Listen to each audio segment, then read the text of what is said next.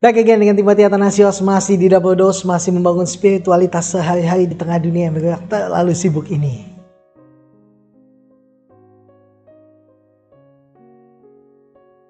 (18 Maret) dan tema kita hari ini adalah salib. Dan firman Tuhan saya ambil dari Yohanes pasal 19 ayat yang ke-15. Demikian bunyi firman Tuhan. Maka berteriaklah mereka, enyahkan dia, salibkan dia. Kata Pilatus pada mereka, haruskah aku menyalibkan rajamu? Jawab imam-imam kepala, kami tidak mempunyai raja selain daripada Kaisar. Lalu apa selanjutnya? Semua orang yang kemarin katanya mengikut dia, hari ini berbalik melawannya. Ia ditangkap, disesah dan dimahkotai duri tanpa ditemukan sedikit pun kesalahannya. Sang kebenaran disalibkan selama 6 jam di satu hari Jumat. Namun di atas salib itulah misinya yang sesungguhnya dinyatakan. Sekalipun seseorang kelihatan rohani, namun jika ia tidak kaya akan kebenaran, maka cepat atau lambat ia akan berbalik dan menyalibkan kebenaran. Ketika kebenaran itu sudah tidak lagi sejalan dengan kepentingannya. Sekali lagi ya, orang yang kelihatannya rohani tapi tidak kaya akan kebenaran, dia akan cepat atau lambat dia akan menyalibkan kebenaran ketika kebenaran itu sudah tidak lagi sejalan dengan kepentingannya. Itulah sebabnya gereja bukan Jesus Fans Club.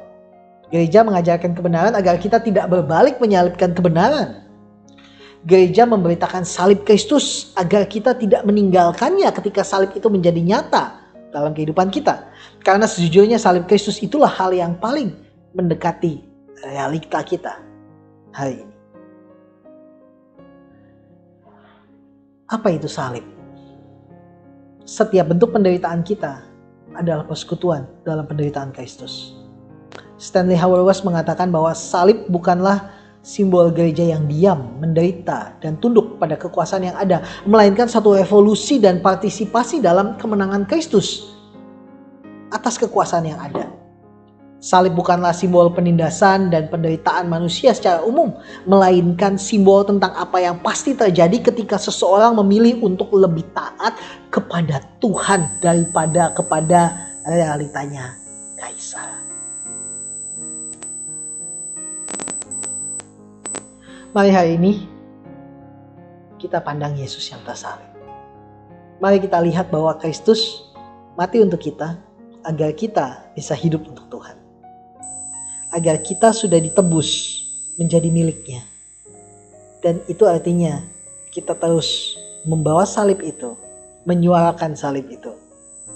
Karena salib adalah realita hidup kita sampai dengan hari ini. Mari terus setia pada Tuhan. Setia di dalam salibnya. I pray for you guys.